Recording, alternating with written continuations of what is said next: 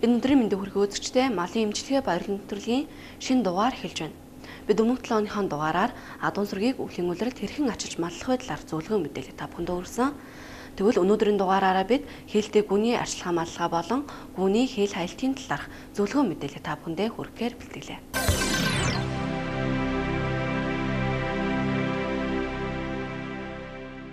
Хээлтэй гүг хэрхэн сайн маллах вэ? Гүү юунаас болж хeel хайдаг вэ? Гүүний хeel хаях шалтгаан нь арчилгаа маллага муу байгаатай холбоотой.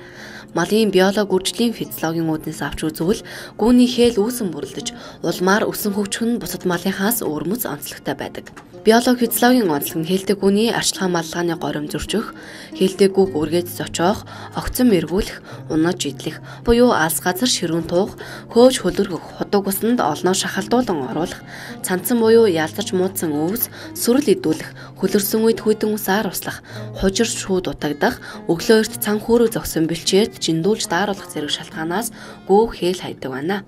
Гүү дунджаар 11 сар гаруй буюу 335 хоног хээлээтэй.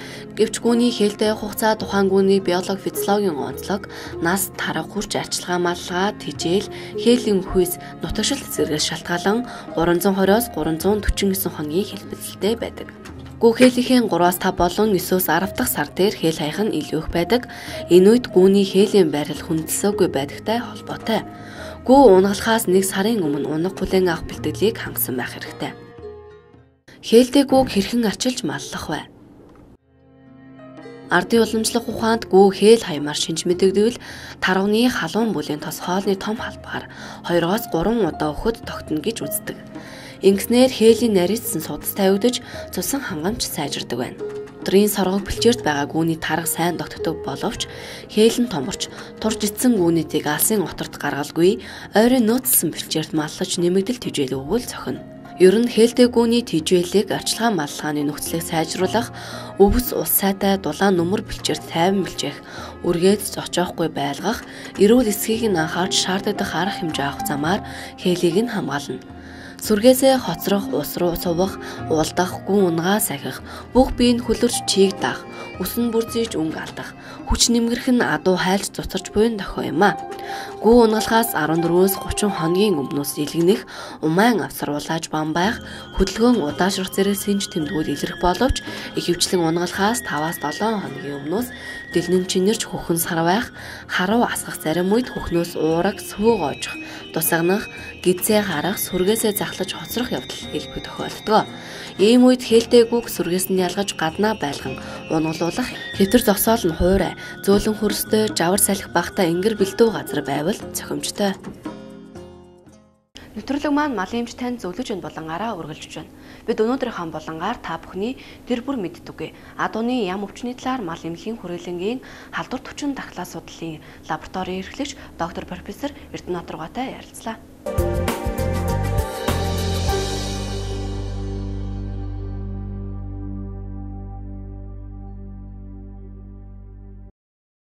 Монголчууд бид нэр хүннүүгийн үеэс эхлээл энэ адуун сүргтэйг бол хамгийн ойрхон байсан ард түмэн. Ялангуяа нүүдэлчин ард түмэн бол гол одоо хөдлөх хүч нь цэрэг зэвсэг болон ахуй амьдралынх нь хамгийн одоо дотных нь анд нь бол одоо адуу байж ирсэн баг. Тэгэхээр адуу гэдэг маань нэгэнт биологийн гал тэр утгаараа бол мэдээж зэрэг төрөл бүрийн микроорганизмууд энэ вирус, бактери, эгэл биетэн одоо мөөгөн зэрэг бүх төрлийн энэ эмгэг төрүүлэгчээр бол халдварлаж тодорхой хэмжээний өвчлөх ийм боломж бүрэн байдаг. Дээр нь хамгийн гол нь хүнтэй хамгийн ойрхон байдаг утгаараа адууны тодорхой нэлээд ихэнх өвчнүүд бол хүнд халдварлаж хүний эрүүл мэнд улмаар одоо улс орны үндэсний аюулгүй байдал, экспорт импортын асуудал бүр тэр битгээл үндэсний аюулгүй байдалд хүртэл занал хийх нэлээд хэдэд тодорхой өвчнүүд бий.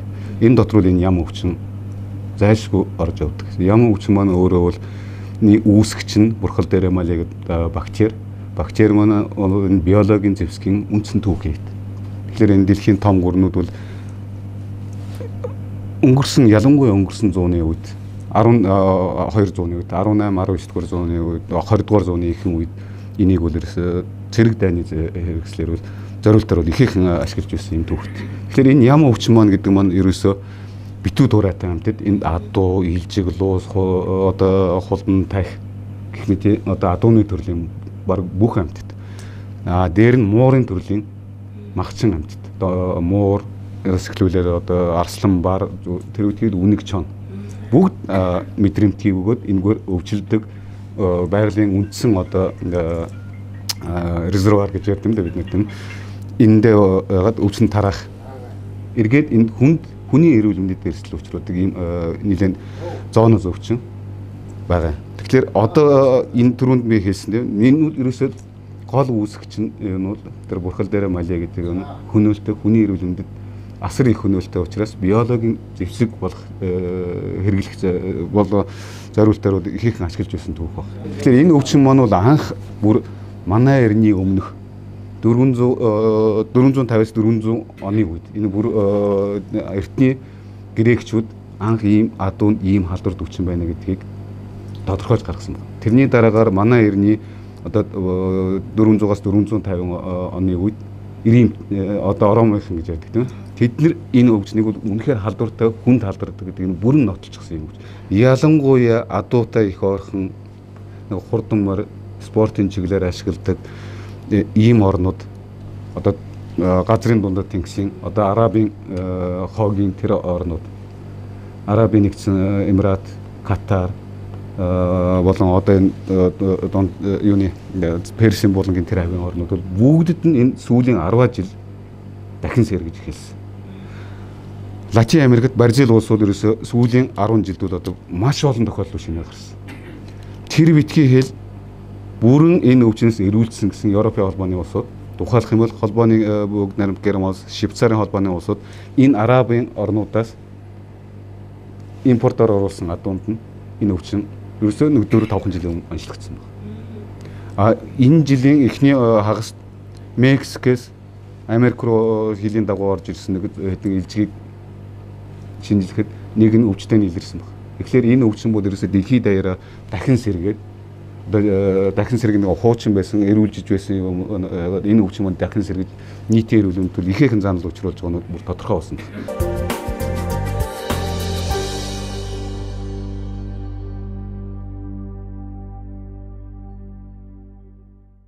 Энэ удаагийнхаа дугаарыг бид маань Лимлийн хүрээлэнгийн лабораториос үзэж та бүхэндээ бэлтгэн хүргэж байгаа юм. Тэгвэл өнөөдрийн нэвтрүүлгээр ярьж байгаа адууны ям өвчний талаар энэ өвчнийг үүсгэдэг бактерийг одоо та бүхэндээ харуулъя. Энэ адууны ям өвчин маань дахин сэргэж байгаа гэж бид түрүүнд хэлсэн.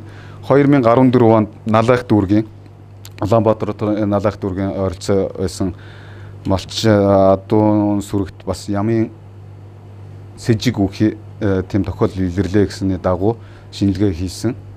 Гэхдээ клиник одоо эмнэлэг зүүн шинж тэмдэг нь бүрэн илэрхий байсан. Манай баяр сайхан доктор Орцбаатар доктор энэ төр бүгдээрээ очиж үзсэн. Тэрнээс нь дээж аваад шинжилгээнүүдийг хийгээд 11 адуу тийм 11 адуу бүрэн устгалд оруулсан баг.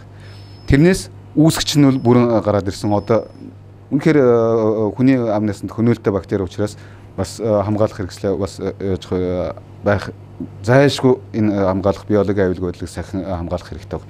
Энэ үүсгч нь бактериологийн одоо нyan судлалын ерөнхий энэ шинжилгээнээр батлагдсан төдийгүй молекул биологийн аргаар полимеразын гинжуур болон иммунофлуоресцент ургуулаар бүрэн батлагдсан ям гэдэг юм. Тэгэхээр бид нэр энэ дээр шинжилгээнд дээр бол ерөөсөө зөвхөн дэлхийн малын эрүүл мэндийн байгууллагаас зөвлөсөн яг тэр бүх аргачлалаар нь тэдхийн бэлтгэсэн онцлогоорыг нь ашиглаж энэ өвчнийг бүрэн баталгааж явуулсан байна. Гол халдварын их уурх нь дундгуу аймгаас тэр малчин адуу худалдаж авсан байна.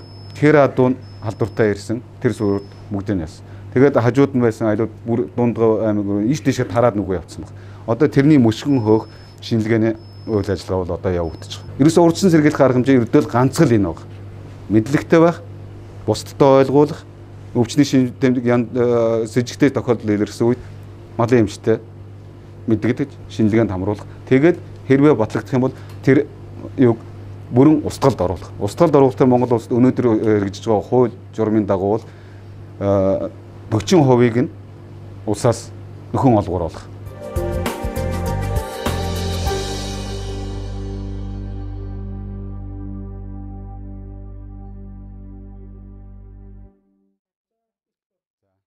Тэгэхээр адууны яма өвчнийг онцлох оншин хэд хэдэн аргууд байдаг. Энэ бол дэлхийн малын эрүүл мэндийн байгууллагаас зөвлөмж болгосон аргууд. Энд бол ерөөсө худалдаанд зориулсан одоо экспорт импортын зориулалтаар гарч байгаа адуу болон бусад таналт шинжилгээний юмд бол ердөө 3 аргыг зөвлөсөн байдаг. Энд нь нэгд нь болохоор арсны сорил буюу манай малчд бол малинизац хийх гэсэн тийм ойлголт бол бүх малчд тэрийг ойлгож мэдж байгаа.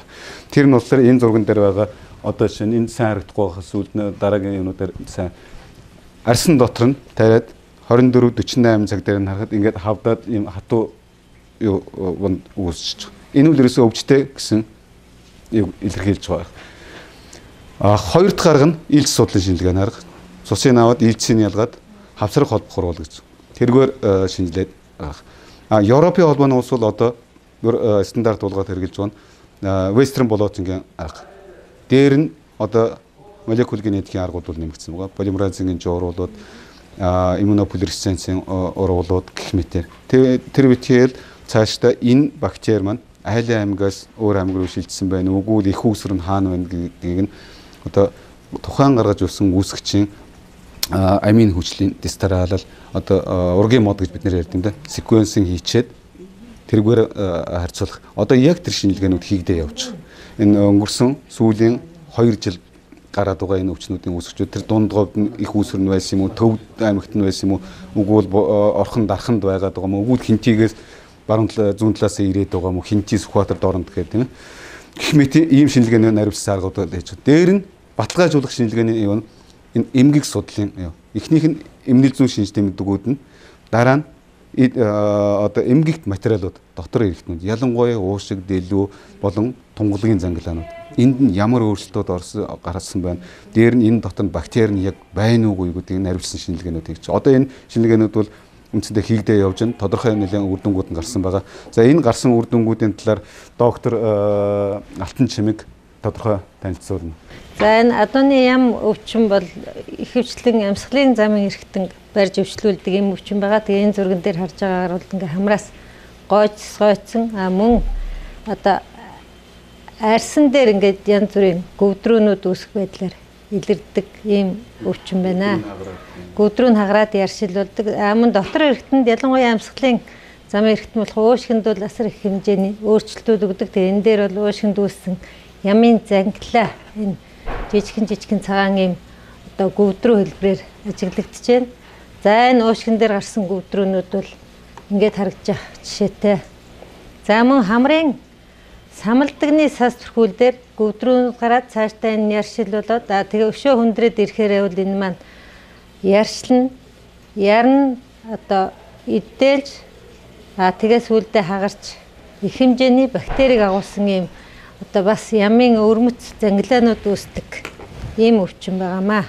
За энэ бол дэлүү баг зэрэг цайсан, баг зэрэг томорсон ийм өөрчлөлт харагдаж байна. Дотор эрхтэнд бол эдгээр одоо эмгэг анатомийн макро үлэмж өөрчлөлтүүд илэрхийн зэрэгцээ. Бид нар бол бичил үтсийн шинжилгээг хийсэн байгаа. За тэгээд хамгийн их өөрчлөлт гардаг эрхтэн нь бол амьсгалын замын одоо гол эрхтэн болох уушиг байж байгаа. Энэ уушгинд бол ингээд маш их хэмжээний одоо шүүдэс зөрвсөл үүссэн байгаа нь харагдаж байна. За уушгины хэвийн агаартай байх, уушгины цулцсан бол ийм цагаан зайнууд байж ах хэвээр байтал энэ цулцсангууд маань өрөвслийн шүүдэс одоо бактери мас өрөвслийн бүтээгдэхүүнээр ингэж тэлэгдэж зузаарсан байж байгаамаа. За ингээ өшөөд одоо нөгөө өөрчлөлтөө тодруулаад харах юм бол уушгины цулцсангийн ханын өгчсөн хэсэг за энэ ингээд нэлээд тод өнгөөр гематоксинээр хүчтэй будагдсан ямын занглаанд байгаа микробийн мас за мөн өрөвслийн эсүүдийн хоримтлал энд харагдаж байна. За үүнийг бид нар одоо бактери илрүүлэх өвөрмөц будаг болох гемзийн будгаар будаад харахад бол их хэмжээний бактери мас маань ингэж тод хөхөн өнгөөр будагдаж харагдаж байгаамаа. За энэ ямын занглааны өгчлийн голомтонд бол ийм бактери мас мөн өрөвслийн эсүүдийн харагдаж байна. За энэ ингээ өвөрмөц өөр өнгөөр будагдсан маань бол ямын үүсгэж болох микроорганизм харагдаж байна.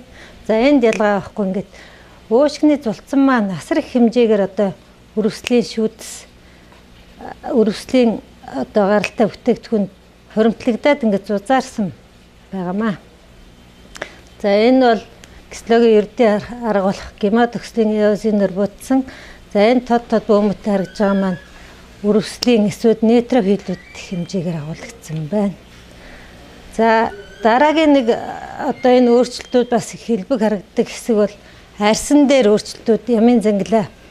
Ямын яршилт үүссэн байгаа. Энэ хэсэгт бол буглаа буюу абсцесс их хэмжээгээр үүсдэг. Энэ абсцессийг бүрдүүлж байгаа гол одоо эсүүд нь бол энэ нейтрофил эсүүд ингээд их хэмжээгээр үржиж уширсан байгаа. За томруулаад харах юм бол нейтрофил эсүүд маань энд харагдаж байна. За энэ мөн одоо арьсан доорх эслэгт үүссэн өрөвслийн эсийн хоримтлал бас юм хавангийн шүүц харагдаж байна. За энэ бол эргээд уушгины өөрчлөлт. За голлох өөрчлөлт маань бол хамрын самалдаг, арьс, уушгинд гардаг юм одоо өөрчлөлтүүд. Тэгээд дээрэс нь бид нар нөгөө микробыг илрүүлэх өвөрмөц буддаг хийгээд үзэхэд бол энэгээр эергээр бодогдож одоо энэ ямын гаралтай энэ өвөрмөц өөрчлөлт буюу ямын зангилаа байна гэдгийг тодорхойлогдсон.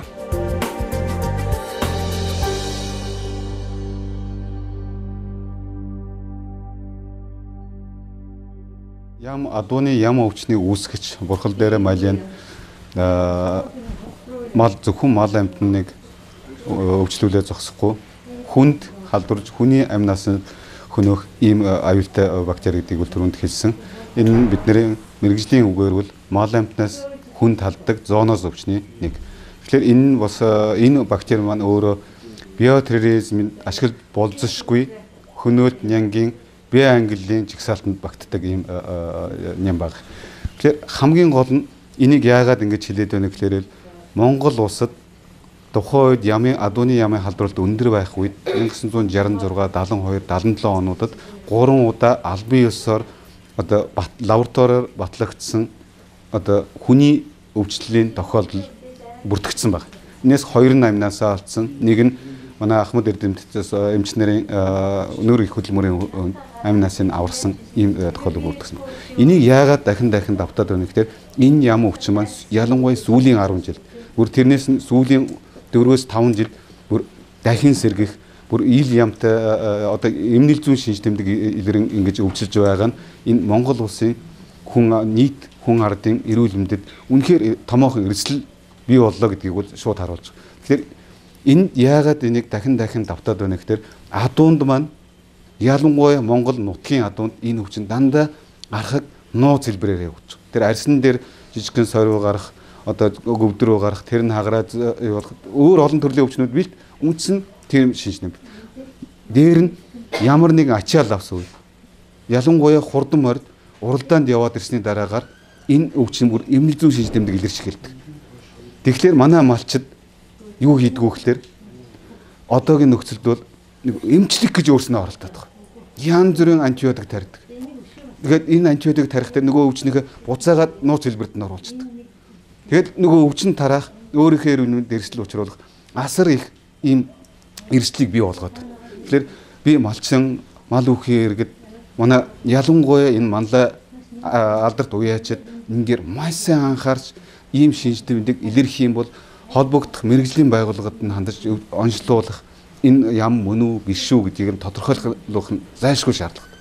Энэ эргээд нөгөө хүнийхээ эрүүл мэндийг хамгаалах. Яагаад гэвэл энэ өвчин маань эргээд хүнд ихэвчлэн бас архаг хэлбэрээр явж байгаа. Манай эрүүл мэндийн байгууллага малчид мал үхий эргэж гисэн тодорхой ийм эрсдэл бий болж байгааг мэдгэл юм бол тухайн эрүүл мэндийн байгууллага, мал эмнэлгийн байгууллага, мэрэгчлэн эмч нарт заавал мэдэгдэж энэ өвчнийг онцлуулах тухайн тэр шинж тэмдэг ямар нэг юм илэрхийл юм бол заавал энийг мэдэгдэж байх хэрэгтэй. Энэ нь бол ерөөсө зөвхөн тухайн тэр хүн өөрийнхөө эрүүл мэндийг биш Монгол улсын бүх хүн амын эрүүл мэнд улмаар цаашлаад Монгол улсын аюулгүй байдлыг л сахин хамгаалахад томоохон нэмэр оруулж байгаагийг л би дахин давтаж энд хэлмээр байна. Малын эмчилгээ ба эрүүл мэндийн төлөвлөгөөг энэ хүрээд өндөрлөж байна. Би дараагийнхаа дугаараар малын галзуу өвчний талаарх мэдээллийг та бүхэндээ хүргэнэ.